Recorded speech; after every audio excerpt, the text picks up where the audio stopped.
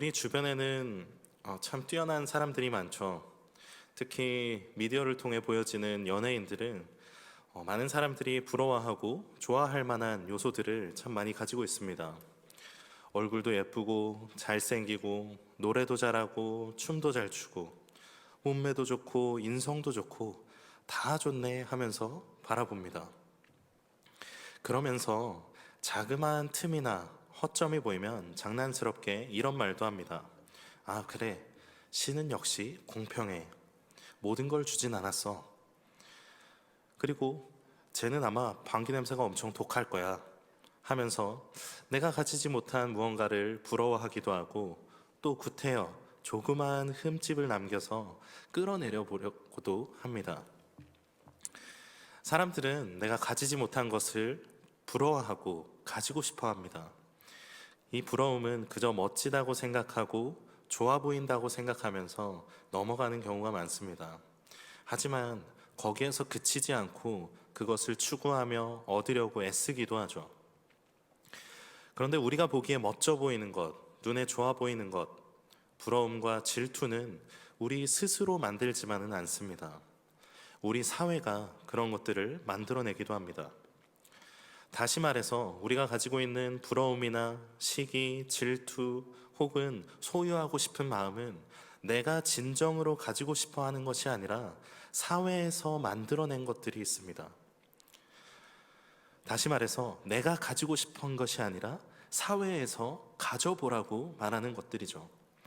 앞서 말한 연예인들의 모습이나 미디어를 통해 선망할 만한 이미지와 멋져 보이는 가치들을 만들어냅니다. 우리는 알게 모르게 그런 것들을 여기저기에서 마주합니다. 처음에는 그냥 우와 하고 바라보고 그냥 그렇구나 하고 넘깁니다. 그리고 시간이 지나면서 나도 모르는 사이에 그것들이 정말 좋다고 여겨지고 갖고 싶다는 생각을 가지게 됩니다. 이런 이야기를 들으면 우리는 성인이고 내 가치관과 주관이 뚜렷해서 그런 것들을 잘 분별해낼 수 있다고도 생각을 합니다. 우리가 그런 것들에 아무리 많이 노출되고 그래도 욕심 부리지 않고 부러워하지 않으며 살 수 있다고 생각합니다. 그러나 우리가 의식하지 못하는 사이에 어떤 것을 가지고 싶어 하고 부러워하는 경우가 많이 있습니다. 1957년에 미국의 한 극장에서 영화 상영 중에 사람이 인지할 수 없는 3000분의 1초의 시간에 콜라를 마시자, 팝콘을 먹자라는 문구에 광고를 집어넣었습니다. 3000분의 1초. 사람이 일반적으로 눈을 깜빡이는 속도가 1000분의 1초라고 합니다. 여러분이 눈을 한번 깜빡여 보시면 그 시간보다 짧게 그 문구를 노출한 것입니다. 그 어떤 사람도 그것을 읽어내거나 봤다고 인지하는 사람이 없었습니다. 그러나 영화가 끝난 직후 그 광고 메시지처럼 사람들은 콜라와 팝콘을 사 먹고 판매량이 무려 18%나 늘어났다고 합니다. 알지 못하게 노출되는 경우에도 이렇게 많은 사람들이 행동하는 것에 영향을 줍니다. 무의식 중에 우리의 생각에 박히고 행동으로 표출되죠. 물론 이런 방법을 통해서 판매하거나 홍보하는 것을 금지하는 국가들이 많지만 이렇게 어떻게 하면 효과적으로 그 제품을 판매할 수 있을지 연구하고 그것을 토대로 활용합니다. 그렇게 사람들은 알게 모르게 어떤 상품이나 가치에 대해 욕구를 갖게 됩니다. 이러한 욕구는 단지 우리말 부러움에서 그치지 않고 욕심으로까지 자라게 됩니다. 많은 사람들이 소셜미디어에 사진과 글로 자신의 소유나 누리고 있는 것을 업로드하고 그것을 보는 사람들은 나도 똑같이 가져야만 하고 소유해야만 행복하다고 착각하기도 합니다. 이러한 부러움은 단지 물질에만 그치지 않습니다. 다른 사람이 가진 어떤 능력도 우리는 부러워합니다. 내가 가지 못한 어떤 능력을 부러워하면서 내성적인 사람들은 앞에서 당당하게 말하고 진두지휘하는 모습을 부러워하기도 하고 덜렁대는 사람은 꼼꼼하게 챙기고 점검하는 능력을 부러워하기도 합니다. 저 또한 사역을 하다 보면 그런 순간이 있습니다. 나도 저 사람처럼 사역할 수 있으면 좋겠다. 나도 저런 능력이 있으면 좋겠다 하고 생각하는 순간이 있습니다. 그리고 따라해 보기도 하죠. 그러나 따라하는 것은 언제나 따라하는 것일 뿐 그게 쉽게 되지는 않습니다. 저처럼 많은 사람들은 자기가 갖지 않은 것을 부러워하고 가지려고 노력합니다. 또 능력뿐만 아니라 요즘은 여유와 경험도 가지고 싶어 합니다. 나도 저렇게 여유롭게 여행하고 알아가고 싶다. 나도 누리고 싶다 생각하죠. 그런데 이러한 두려움이 가진 위험은 욕심에 기반한다는 사실입니다. 오늘 본문 17절에 부러워하다는 표현은 부러워한다는 의미와 더불어 갈망하고 열망한다는 의미가 있습니다. 오, 좋겠네, 오, 부럽네 정도에서 끝나는 것이 아니라 가지고 싶어 하고 갈증을 느끼며 열망하는 것이죠. 그것에 대한 목마름을 느끼는 것입니다. 이 욕심은 갈증을 일으키고 채워지지 않으면 목마름으로 탈진합니다. 이런 욕심의 위험은 성경 다른 곳에서도 경고하고 있죠. 야고보서 1장 15절에 욕심이 잉태한즉 죄를 낳고 죄가 장성한즉 사망을 낳느니라. 욕심 그 자체일 때는 아무것도 아닌 것 같아 보이지만 그것이 잉태하여 죄를 낳고 그 죄는 장성하여 사망을 낳습니다. 우리의 어떤 갈망이 죄라는 결과를 가져오고 그 결과로 인하여 사망에 이르게 되는 것이죠. 욕심이라는 것, 부러움은 사망의 씨앗입니다. 이 욕심은 어떻게 자라납니까? 욕심과 그것이 채워지지 못할 때 오는 감정이나 이 마음의 상태가 중요한데, 나만 누리지 못하고 나만 뒤처지는 것 같이 느끼고 우리 가정만 여유 없는 것 같고 우리 자녀에게만 해주지 못하는 것 같은 기분이 듭니다. 일종의 두려움이 찾아옵니다. 물질과 능력을 좋은 가치로 여기게 되고 그것을 가지지 못했을 때 불만족스러움과 더 나아가 소외를 느끼기도 하고 자격지심이나 신세한탄까지 하죠. 현대인의 질병 중 대표적인 것은 우울증입니다. 사회가 만들어낸 현대인의 질병이죠. 우울에는 여러 가지 이유가 있겠지만 나를 제외한 타인의 형통과 그에 대한 부러움 사이의 괴리 속에서 느껴지는 자신의 초라함. 요즘 사람들이 나약한 것일까요? 그것이 나약함이라면 사회가 만들어낸 악함이라고 할 수 있습니다. 개인을 탓하기에는 너무나 욕심을 부추기는 사회가 되었습니다. 이러한 욕심, 사망의 씨앗에 대항하기 위해 우리는 어떤 태도를 지닐 수 있을까요? 흔히 불교에서 말하는 무소유의 삶을 살아가면 될까요? 내가 가진 것에 만족하고 그저 있는 것에 감사하는 삶, 그것이 해답일까요? 불교에는 욕심 자체를 없애는 것이 아니라 욕심도 없앤다는 생각 자체도 사라지게 하여서 내가 소유뿐만 아니라 그 어떤 것에서도 자유로운 상태를 추구합니다. 이걸 보면 정말 욕심에서 벗어날 수 있는 모습처럼 보이기도 합니다. 무언가 갈증을 느끼거나 추구하는 것 없이 평안한 상태에 이르는 것, 만족이나 불만족 없이 평안한 상태, 이것이 얼마나 좋아 보입니까? 세상의 가치에 휘둘리지 않고 평안한 상태를 유지하는 멋진 모습처럼 보이기도 합니다. 그런데 우리는 그리스도인으로서 하나님의 말씀을 아는 사람으로서 추구해야 할 또 다른 모습이 있습니다.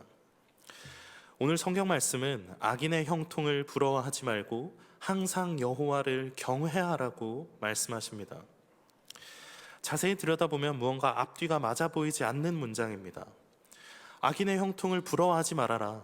하나님께서 악인을 심판하시고 너를 형통하게 하실 것이다. 이런 문장이 자연스럽지 않습니까?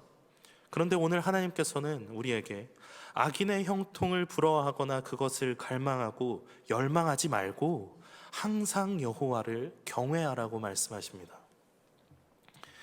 여호와를 경외함, 하나님을 두려워하고 공경하는 것, 이것이 우리의 부러움, 물질과 어떤 능력, 내가 가지지 못한 것에 대한 갈증과 반대된다고 말씀하십니다. 부러움이라는 것은 물질적인 실체나 능력을 가지고 있는 어떤 대상이 있습니다. 이것과 반대된다면 오히려 하나님의 은혜나 능력으로 채워주셔야 할 것 같지만 부러움과 욕심을 다른 것으로 채워주시고 우리에게 무언가 주시는 것이 아니라 하나님을 두려워하고 공경하라고 말합니다. 다시 말해서 부러워하는 것에서 돌이켜서 하나님을 경외하라는 행동 지침을 주고 계십니다. 이 경외한다는 것은 무엇입니까? 단순히 공경이 아니라 두려움이 들어가 있다는 사실을 주목해야 합니다. 이것은 무서움과 공포가 아니라 하나님의 주권과 영광을 인정하는 사람이 갖는 거룩한 두려움입니다.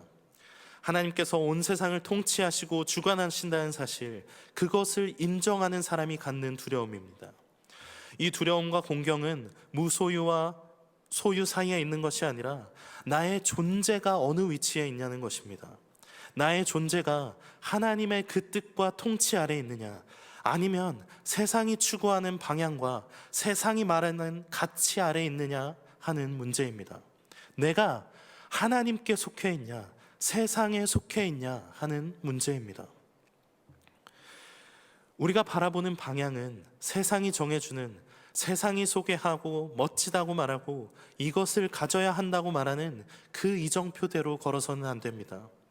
세상이 말하는 것을 소유하지 못하고 누리지 못했다고 해서 소외되었다고 생각하고 도태되며 두려워하는 것이 아니라 하나님의 뜻 안에 있지 못하고 하나님의 말씀을 실천하지 못하는 모습을 두려워해야 합니다. 오늘 말씀은 너희가 세상을 바라보는 것이 아니라 하나님을 바라보라는, 너희 눈길과 발걸음이 향하는 곳이 어디가 되어야 한다는 것을 이야기하고 있습니다. 만족하고 자족하는 것, 내 마음을 컨트롤하는 것 물론 중요합니다. 좋습니다. 그러나 성경은 가만히 앉아서 너희 마음을 다스리라고 하지 않습니다. 너희 눈길을 돌려서 여호와를 경외하고 여호와를 갈망하며 여호와를 열망하라고 말합니다. 너희 인생의 방향이 악인의 형통을 향해 나아가는 것이 아니라 하나님을 경외함으로 하나님의 뜻 안에서 걸어야 한다고 말씀하십니다. 가만히 앉아서 소극적인 대처를 하는 것이 아니라 적극적인 행동, 하나님을 향한 방향 전환이 필요합니다. 언제 그렇게 해야 합니까? 오늘 성경은 말씀합니다. 항상 여호와를 경외하라. 우리는 인간이기 때문에 욕심이 계속해서 찾아옵니다. 인간이기 때문에 악의는 언제나 있고 세속적인 가치를 추구하며 부러움이 대상이 되는 사람이 늘 있습니다. 그것을 바라보며 사탄은 우리에게 그것을 추구하라고, 소유하라고 부추깁니다. 늘 항상 부추깁니다. 그래서 성경은 말씀하십니다. 항상 여호와를 경외하라. 하나님이 이 세상의 통치자이시며 주관자이시니, 언제나 통치하시고 주관자이시니 항상 여호와를 경외하라. 늘 우리를 유혹하는 악인의 형통이 있고 그것을 따라야 할 것 같은 조급함과 두려움이 있지만 온 세상의 주인이신 하나님을 두려워하고 공경하며 따르라고 말씀하십니다. 성경은 그저 참선하며 자기 통제를 훈련하라고 말씀하지 않습니다. 적극적으로 우리의 행동을 요구합니다. 예수님께서 마태복음 6장에서 그런 말씀을 하시죠. 공중의 새를 보라. 심지도 않고 거두지도 않고 창고에 모아들이지도 아니하되 너희 하늘 아버지께서 기르시다니 너희는 이것들보다 귀하지 아니하냐. 그러면서 그 뒤에 너희 먹고 살 걱정하지 마, 다 먹이실 거야, 잘 먹고 잘 살 거야, 괜찮아 하면서 끝내지 않으십니다. 위로의 말씀이 아니라, 격려의 말씀이 아니라 너희의 방향이 바뀌어야 한다고 말하고 계시죠. 이어서 이렇게 말씀하십니다. 그런즉 너희는 먼저 그의 나라와 그의 의를 구하라. 오늘 말씀과 동일하게 세상의 가치들을 바라보고 살아가는 것이 아니라 하나님의 나라와 의를 구하고 살아가라 말씀하십니다. 우리의 욕심이 없어집니까? 절대 없어지지 않습니다. 늘 부러움은 생겨나고 어떤 모습으로라도 욕심이 생겨납니다. 물질에 대한 욕심, 능력에 대한 욕심, 성공에 대한 욕심, 내 자녀들의 형통에 대한 욕심, 여러 가지 것들이 늘 생겨납니다. 그런데 욕심이 없어지지 않으니 얼마나 다행입니까? 우리가 오늘 말씀을 알았고 하나님이 원하시는 뜻을 알았으니 내가 날마다 욕심을 마주할 때마다 이것은 사탄이 주는 마음이구나. 돌이켜 하나님을 경외하며 하나님을 바라보고 하나님의 뜻을 구해야지 하고 생각할 수 있어야 합니다. 내가 세상이 말하는 그것을 가지려고 하는 것이 아니라 하나님의 마음을 알아야지, 하나님의 뜻을 구해야지, 예수 그리스도의 마음을 가져야지. 여러분, 우리의 방향이 바뀌어야 합니다. 적극적으로 벗어나서 하나님께 걸어가야 합니다. 그런데 이 경외의 마음은 어떤 마음이 바탕이 되어야 할까요? 지음이는 눈치를 굉장히 많이 보는 편입니다. 집에서도 무언가 잘못하면, 저랑 놀고 있지 않을 때도 무언가 잘못하면 저를 이렇게 쳐다봅니다. 제가 무서운 거죠. 그러면서 아빠를 늘 기다리고 놀아달라고 하고 장난감을 가져오고 책을 가져옵니다. 이 두 가지가 공존하는 것은 아이가 아빠를 사랑하기 때문입니다. 사랑이 없으면 두려움과 공경이 함께 있을 수가 없습니다. 사랑이 없으면 그저 상하 관계만 남습니다. 우리가 하나님을 경외하는 것도 마찬가지입니다. 하나님을 사랑할 때 우리가 참으로 하나님을 경외할 수 있습니다. 신명기에 들으라, 레마의 말씀도 가장 첫 요구는 이것입니다. 너는 마음을 다하고 뜻을 다하고 힘을 다하여 내 하나님 여호와를 사랑하라. 하나님을 사랑하는 것, 마음과 뜻과 힘을 다해 사랑하는 것이 그 전제입니다. 그 사랑이 있어야만 참으로 하나님을 경외할 수 있습니다. 아버지와 아들처럼 때로 두려워하기도 하지만 그 안에서 기쁨을 누리고 즐거워할 수 있습니다. 하나님을 사랑하는 마음으로 우리는 하나님께로 마음을 돌려야 합니다. 그리고 그것이 오늘 18절에 우리의 장래가 되고 끊이지 않는 소망이 됩니다. 하나님을 경외하고 그 뜻 안에 거하는 것이 우리의 소망입니다. 영원한 하나님 나라를 바라보며 그 뜻을 따라 걸어가고 그 뜻을 세상 가운데 실천하는 것이 우리의 장래이며 소망이 되어야 합니다. 늘 생각해야 하는 것은 우리가 영원한 하나님의 나라를 바라본다는 사실입니다. 세속의 가치를 추구하는 것이 안정적인 생활과 노후의 보장, 편안함이 될 수 있습니다. 그러나 우리의 장래는 짧은 인생이 아닙니다. 시편 90편 10절에 우리의 연수가 70이요 강건하면 80이라도 그 연수의 자랑은 수고와 슬픔뿐이요 신속히 가니 우리가 날아가나이다. 그러면서 12절에 이렇게 말합니다. 우리에게 우리 날 계수함을 가르치사 지혜로운 마음을 얻게 하소서. 우리에게 주어진 날이 단지 이 세상뿐이면 여기서 말하는 지혜로운 마음은 영민하고 똑부러지게 사는 삶일지 모릅니다. 그러나 우리의 장래와 소망은 이 세상뿐이 아닙니다. 우리는 영원한 하나님 나라를 바라보는 사람입니다. 하나님의 뜻이 하늘에서와 같이 땅에서도 이루어지길 소망하며 하나님의 뜻을 따르는 사람입니다. 그것이 우리의 장래이며 소망입니다. 그 소망을 품는 사람은 세상의 형통을 부러워하지 않게 됩니다. 참 장래이며 소망인 하나님의 나라를 바라보는 지혜로운 마음을 주십니다. 그리고 또 한 가지 장래와 소망이 있습니다. 바로 그것은 그렇게 살아가는 사람들이 모인 교회 공동체 그 자체입니다. 지금 제 또래의 세대, 또 부모님 세대, 그 위의 세대, 그리고 청년의 세대, 또 어린 아이들이 자라날 세대의 각각 최고의 가치는 아마 세대마다 다를 것입니다. 계속해서 세상의 가치는 변하겠죠. 그러나 우리가 하나님을 따른다면 그 세대를, 그 모든 세대를 관통하는 하나의 가치, 하나의 진리, 하나님의 통치와 주권을 인정하며 그 뜻 안에 사는 것, 그것은 계속 흘러가야 하지 않겠습니까? 겉으로 나타나는 교회의 모습은 달라 보일 수 있습니다. 그러나 그 중심에 하나님을 경외하는 것이 계속해서 흐를 수 있도록 해야 합니다. 하나님께서 우리를 이 세상에 보내시고 하나님을 알게 하시고 또 수많은 가정이 함께 공동체로 모여서 하나님을 섬기며 뜻을 알아가려고 실천하고 노력한다는 것, 이것이 얼마나 경이로운 일입니까? 저는 때로 다음 세대라는 말이 싫기도 합니다. 이 다음 세대라고 하면 광야에서 가나안 땅으로 들어가지 못한 1세대 출애굽 사람들이 생각나기 때문입니다. 다음 세대 말하지만 우리도 여전히 소망입니다.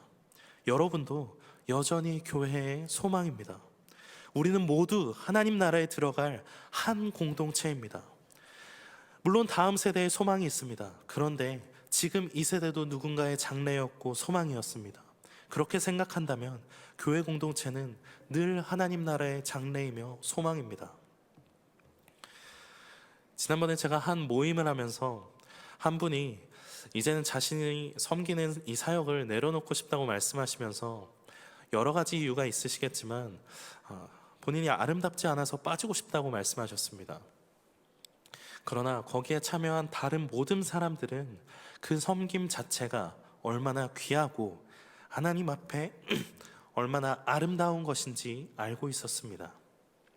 그렇기에 모두 나서서 나가지 말라고 함께 하자고 이야기하였습니다.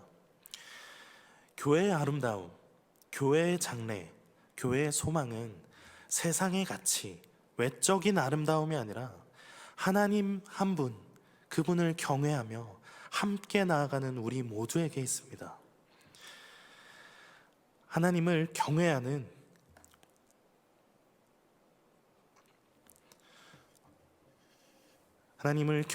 우리 모두가 장래이며 소망입니다.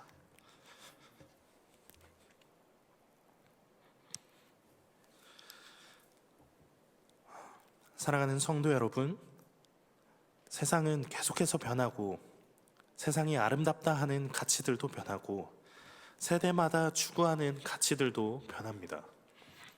나는 그렇지 않던 것을 다음 세대에는 추구하고 있을지도 모르고 내가 추구하던 것은 이 다음 세대에서는 별것 아닌 것처럼 여겨지는 세대가 오기도 합니다. 그러니 그렇게 변하는 가치를 바라보면서 부러움과 갈망을 느끼는 것이 아니라 오직 영원하신 하나님을 항상 경외하며 항상 하나님을 갈망하고 열망하는 우리가 되어야 합니다. 나의 눈길을, 발걸음을 하나님께로 옮기며 하나님을 사랑하는 마음을 가지고 하나님을 따라 살아가기를 소망합니다. 살아가는 행복한 교회 성도 여러분, 하나님을 경외하는 삶을 살아가며 영원한 나라를 소망하며 나아갈 때 우리의 장래가 있고 우리의 소망이 있습니다.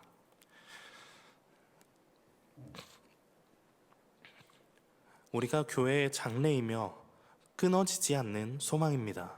그러니 더욱 힘을 내어 하나님을 바라보며 함께 이 땅 가운데 하나님 나라를 이루어가는 우리 모두가 되길 소망합니다. 우리가 능력이 있고 힘이 있음이 아니오 이 세상을 창조하시고 다스리시며 만물의 주관자이신 하나님께서 우리를 도우시고 힘주십니다. 그 힘과 능력으로 악인의 형통을 부러워하지 않고 항상 여호와를 경외하며 살아가는 우리 모두가 되기를 간절히 소망합니다.